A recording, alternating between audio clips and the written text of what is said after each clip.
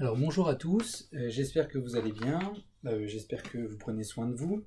Cette vidéo a pour objectif de vous aider à travailler sur le texte. Donc pour tous les élèves de terminale générale, je vous ai dit avant qu'on se sépare que je vous proposais de faire sur cette période un exercice type bac. C'est-à-dire vous aurez trois sujets. Un sujet d'explication de texte, qui est celui-ci. Voilà, le texte que vous allez trouver pour les TL, vous l'avez déjà. Pour les TES, je vais vous l'envoyer en même temps que le Google Form. Et puis, donc c'est le texte de Ricoeur. Et puis deux sujets de dissertation. Un sujet sur la notion de bonheur que nous verrons la semaine prochaine et un sujet sur la notion de liberté que nous verrons la semaine d'après. Voilà pour le long devoir, le devoir long, un devoir type bac long. Ce texte que je vous propose là est un texte assez difficile, un texte de fin d'année, avec des notions un petit peu complexes, et c'est la raison pour laquelle je fais cette vidéo pour vous permettre plus facilement d'entrer dans le texte. Dans le Google Form que je vous ai envoyé, le questionnaire que je vous ai envoyé, vous avez chaque paragraphe qui est un petit peu détaillé. Alors, je ne vais pas lire le texte dans cette vidéo, je vous conseille vraiment de le lire d'abord, tranquillement, même si vous allez voir que les termes reviennent souvent, le mot objectivité et subjectivité, ces termes reviennent essentiellement dans ce texte, ils reviennent très très souvent. Évidemment, c'est un texte sur la notion d'histoire et son rapport à la vérité. Le titre du livre l'indique, Histoire et vérité. Ce texte de Paul Ricoeur que je vais essayer de vous détailler ici. Alors, je ne vais pas faire l'explication texte, je vais vous donner des indications. Sur les parties du texte, on a vu avec les terminales L, mais on peut voir, on a vu trois parties dans ce texte, on peut en voir deux, qu'on peut découper en deux également, c'est-à-dire deux parties avec deux sous-parties. La première partie du texte va donc du départ jusqu'à la ligne cette attente en implique une autre, qui se trouve à peu près au milieu de la page, ici. Cette attente en implique une autre. Et la raison pour laquelle on peut distinguer ces deux parties, c'est que dans la première partie, nous avons le terme objectivité qui revient énormément. Regardez à la ligne 1, à la ligne 3, à la ligne 5, à la ligne 6, à la ligne 7, bref, le mot objectivité est constamment présent. Et d'un coup, dans le texte, on a « cette attente en implique une autre », nous attendons de l'historien une certaine qualité de subjectivité. Non pas une subjectivité quelconque, mais une subjectivité appropriée à l'objectivité qui convient à l'histoire. Regardez d'un coup le basculement du texte. L'auteur a parlé de l'objectivité de l'histoire pendant déjà 10 lignes, et d'un coup il ne nous parle plus que de la subjectivité de l'historien. Deux grandes parties. Pour moi, l'objectif ici est d'essayer de vous faire comprendre la fin du texte, ce qui n'est pas très compliqué. Si vous avez un petit peu regardé, analysé le texte, et si vous avez essayé de comprendre ce qui a été dit dans l'analyse du questionnaire précédente, vous avez remarqué qu'il y avait un problème d'objectivité en histoire et en sciences humaines en général. En effet, l'objectivité n'est pas l'objectivité, comme le dit le texte, de la physique ou de la biologie. En effet, les historiens n'ont pas affaire à des objets matériels, des êtres vivants observables, décorticables, dissécables, etc. Ils ont affaire à des faits, à des phénomènes humains. Et ces phénomènes humains ne sont pas aussi malléables à l'expérimentation que le sont les objets physiques ou les êtres vivants. Ainsi, on ne peut pas tout à fait dire qu'il y a une objectivité en histoire comme il y a une objectivité en physique et en biologie, et pourtant, nous attendons cette objectivité de l'historien, et de l'histoire comme discipline. Il s'agit donc de rendre compte de cette objectivité-là. Paradoxe et réponse incroyablement étrange de Ricoeur, l'objectivité de l'histoire, on va la trouver par la subjectivité de l'historien. Étrange. Objectivité, subjectivité sont deux repères au programme, pas tout à fait au programme cela d'ailleurs, j'ai un doute, qui s'opposent. Et donc on a affaire là à une opposition qui va en réalité être dépassée par une certaine conception de la subjectivité. J'arrive à la fin du texte parce que c'est ça qui m'intéresse et c'est cette partie qui est la plus compliquée. Regardons la fin de la phrase que j'ai lue tout à l'heure. Nous attendons donc de l'historien une subjectivité qui soit précisément appropriée à l'objectivité qui convient à l'histoire. Que veut-il dire par là? Il va l'expliquer un tout petit peu plus loin. Il s'agit donc d'une subjectivité impliquée par l'objectivité attendue. Bon. Pour l'instant, insistons sur le paradoxe. Pourquoi l'objectivité de l'histoire passerait par la subjectivité de l'historien? Première explication. il y a une bonne et une mauvaise subjectivité. Alors là, il va falloir détailler un petit peu. Et c'est le métier d'historien, hein, c'est la subjectivité de l'historien qui va nous aider à départager la bonne et la mauvaise subjectivité.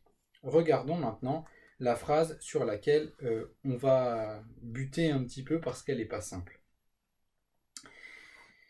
Nous attendons, c'est la dernière phrase du texte, nous attendons que l'histoire soit une histoire des hommes, et que cette histoire des hommes aide le lecteur, instruit par l'histoire des historiens, à édifier une subjectivité de haut rang, la subjectivité non seulement de moi-même, mais de l'homme. Quelques remarques. Première remarque, regardez l'alternance pluriel et singulier. Que l'histoire soit une histoire des hommes, et que cette histoire des hommes, toujours pluriel, instruit par l'histoire des historiens, toujours pluriel. Au milieu de cette phrase, on trouve le lecteur, première remarque, la subjectivité de moi-même, singulier, deuxième remarque, et de l'homme, dernier mot du texte. Bien. Mettons un petit peu en parallèle ces données-là. Nous avons donc d'un côté une conception de l'histoire qui relate un certain nombre de faits qui se sont passés, on l'a déjà dit, un enchaînement peut-être causal de faits. En réalité, ce sont là des événements pluriels. Il y a une pluralité d'événements qui étudie l'historien. Il y a une pluralité d'acteurs dans l'histoire. Il y a plusieurs hommes. Ce sont l'histoire des hommes. On pourrait même dire l'histoire des peuples, l'histoire des cultures, l'histoire des économies, etc. etc. C'est-à-dire, il y a fondamentalement dans l'histoire une pluralité d'objets à étudier. Mais, et c'est ça qui est important dans ce texte, tous ces objets, tous ces peuples, tous ces événements, tous ces faits nous renseignent sur l'homme au singulier. C'est-à-dire ici, non pas simplement sur tel homme en particulier, mais sur la nature de l'homme. Et ainsi, en apprenant ce qu'est l'homme dans sa nature, j'apprends quelque chose qui m'élève au-dessus de ma propre subjectivité vers une subjectivité de haut rang. Il nous reste à expliquer ce que ceci peut signifier. La subjectivité de rang moins élevé, dira-t-on, ou ce que Ricoeur a appelé la mauvaise subjectivité. C'est la subjectivité qui, si on suit le texte, se comprend à partir du seul sujet lui-même.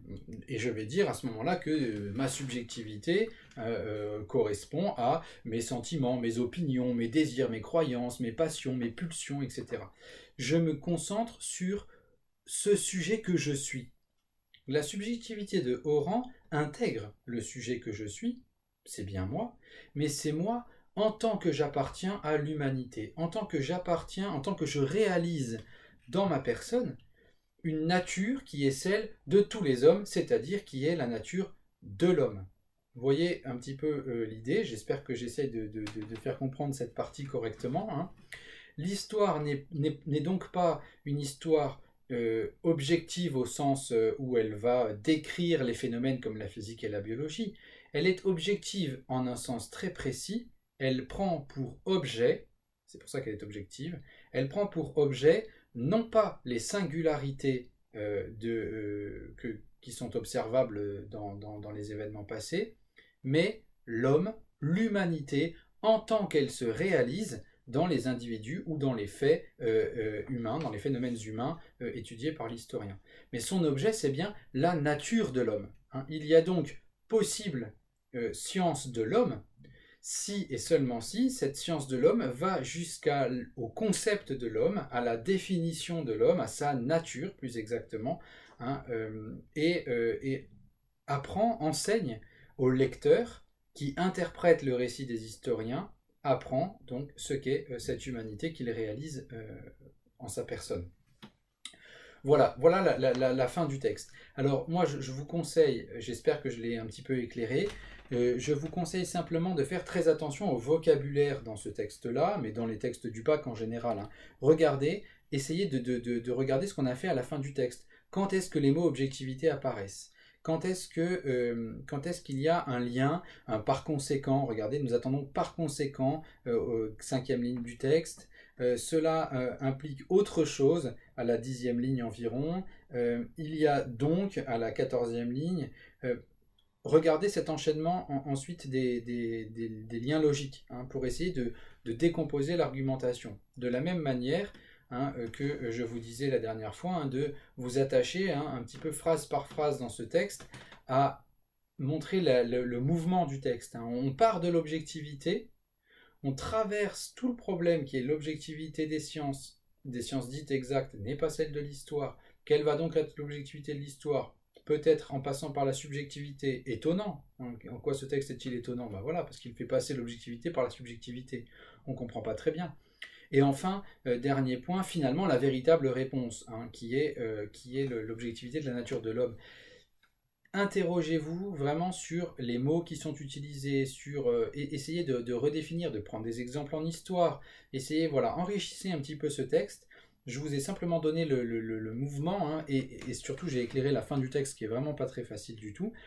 Pour ceux qui veulent des compléments sur Ricoeur, qui ont du temps, la vidéo que je vous ai mis en ligne dans le diaporama, hein, est une vidéo, enfin dans le Google Form, dans le questionnaire, est une vidéo longue, mais un entretien passionnant de Ricoeur et de l'histoire. Hein. Vous avez ici une mine, alors évidemment c'est long, mais vous pouvez l'écouter par morceaux, par chapitre. Je pense que vous avez du temps, comme moi, pour lire, et j'en profite pour finir cette vidéo là-dessus. On ne se voit pas physiquement, on n'est pas en cours, c'est peut-être pas évident pour vous de travailler pendant 2 heures, des blocs un petit peu longs, voire 4 heures si vous voulez faire ce travail d'explication de texte dans les conditions de l'examen. C'est peut-être pas simple. En même temps, ma présence n'est pas complètement indispensable. Vous pouvez tout à fait apprendre, continuer à apprendre, continuer à progresser dans la connaissance des notions. Et pour ce faire, je vous propose de lire les grands auteurs. Je vous ai mis beaucoup de textes. Je peux vous proposer également autre chose que je ne vais pas tarder à mettre en ligne, à savoir lire un texte un peu plus long de Merleau-Ponty. En fait, c'est comme ça qu'on avance en philosophie, c'est en lisant les grands. Voilà. Et moi, mon rôle, c'est simplement de vous aider à comprendre les grands. Si j'y arrive pas, j'ai perdu, mais mon objectif, c'est ça. Hein, c'est que vous preniez du goût à l'effort intellectuel vers lequel nous poussent les grands auteurs. Ce sont eux qui nous apprennent à penser, et pas moi. Et ce sont eux vers lesquels vous devez vraiment vous tourner et essayer d'instaurer ce dialogue avec ces textes. Je vous en parle comme si c'était des gens qui étaient toujours vivants, mais leurs textes sont vivants, vous les interprétez, alors interprétez-les et prenez autant de plaisir que possible, j'espère que vous en prendrez un peu, à lire les textes que je vous mets en ligne, et puis les petits liens vidéo que je ferai sur ces auteurs. Voilà, je vous souhaite beaucoup de courage, prenez soin de vous et de vos proches, et à très bientôt.